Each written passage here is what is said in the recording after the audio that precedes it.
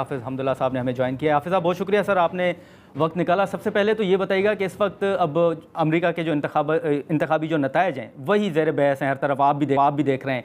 इन नताइज का असर आप पाकिस्तान के सियासत या और सूरत हाल पर क्या देख रहे हैं? जो PTI दावा कर रही है कि अब इमरान खान की रिहाई जो है या PTI के लिए जो मुश्किलात हैं उनमें भी आसानी आएगी, आप ऐसी कोई सूरत हाल देख रहे हैं?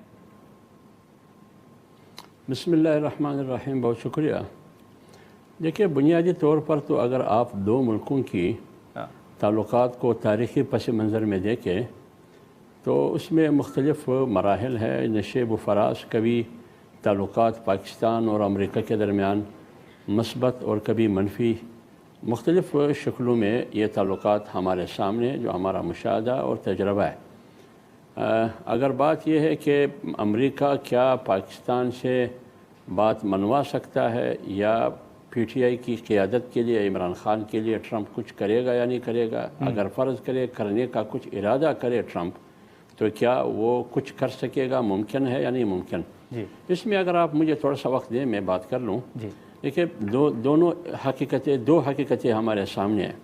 हम ये भी कह सकते हैं कि ऐसे मराहल भी आए हैं कि पाकिस्तान ने अपने क़ानून, अपने ज़ाबिते को सामने रखते हुए वो कुछ नहीं किया है जो अमेरिका की चाहत है।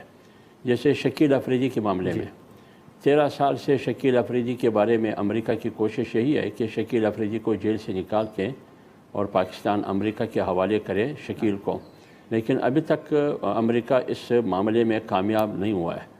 और मुज़ाकरात तो मुख्तलिफ़ मराहिल में पाकिस्तान से हुए हैं, लेकिन पाकिस्तान को अभी तक मजबूर नहीं किया है। लेकिन दूसरी तरफ अगर आप देखें, ये भी एक हकीकत है कि जब लाहौर में पाकिस्तान में जब पीपल्स पार्टी की हुकूमत थी तो रेमन डेविस ने लाहौर में दिन दहाड़े पाकिस्तानी शहरियों को शहीद किया और फिर रेमन डेविस को अमेरिका की दबाव में रियासत और हुकूमत के जो भी बाइख्तियार और बाइख्तियार लोग थे, अरबाब इख्तियार दोनों एक पेज पे होते हुए रेमन डेविस को अमेरिका के हवाले किया। तो ये दोनों हकीकतें हमारे सामने हैं।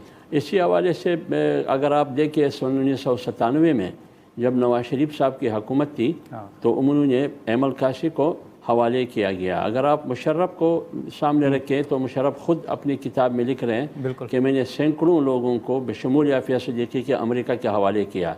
तो ये दोनों जो पहलू है वो हमारे सामने हैं। ठीक है। अब अमेरिका या ट्रंप कितना दबाव डालेंगे पाकिस्तान पर इमरान खान की रिहाई में, ये तो आने वाला वक्त बता सकेगा, क्योंकि पाकिस्तान ने दोनों काम किए हैं। पाकिस्तान ने दोनों काम किए हैं। ठीक है, लेकिन हाफिज़ साहब, अब हुकूमत ने जो कानून साजी करनी थी आपके साथ मुज़ाकरात करके पहले 26वीं आईनी तरमीम कर ली और अब ये 2 बिल्स भी मंजूर कर लिए जिन पर आपके तहफ़्फ़ुज़ात भी सामने आए JUIF के। लेकिन अब आप क्या समझते हैं, हुकूमत के ख़िलाफ़ आपकी कोई तहरीक आप चलाने जा रहे हैं जो आपने कहा था कि ईद के बाद और रमज़ान के बाद चलाएँगे, आने वाले दिनों में कोई तहरीक शुरू करने जा रहे हैं? देखिए मेरे भाई, बुनियादी तौर पर जमीयत उलमा इस्लाम तो 8 फरवरी इलेक्शन के बाद ऑलरेडी तहरीक में है। अभी भी आने वाले मुस्तक़बिल करीब में नवंबर के महीने में और दिसंबर के महीने में हमारे जो बड़े इज्तिमात हो रहे हैं, जलसे हो रहे हैं। सिंध में भी एक जलसा हो रहा है नवंबर के महीने में, और दिसंबर में भी जलसा हो रहा है पेशावर में, खैबर पख्तूनख्वा में। हमारी तहरीक तो जारी है, स्मूथली जारी है। लेकिन और ये भी हमारा मौक़िफ़ 26वीं आईनी तरमीम के बाद भी मौलाना साहब ने प्रेस कॉन्फ्रेंस में वो पुराना मौक़िफ़ जो 8 फरवरी की इंतखाबात के रिएक्शन में जो मौक़िफ़ मौलाना ने लिया था उसी को दोहराया कि न मैं इन असम्बलियों की मैंडेट को, न 8 फरवरी के इलेक्शन को मानता हूँ। मेरा मुतालबा ये है कि मुल्क में नए इलेक्शन हो, क्योंकि नए इलेक्शन के बग़ैर न इस्तेहकाम आएगा माशी मैदान में, न सिक्योरिटी के मैदान में, न सियासी मैदान में। तो हमारा मौक़िफ़ तो वही है।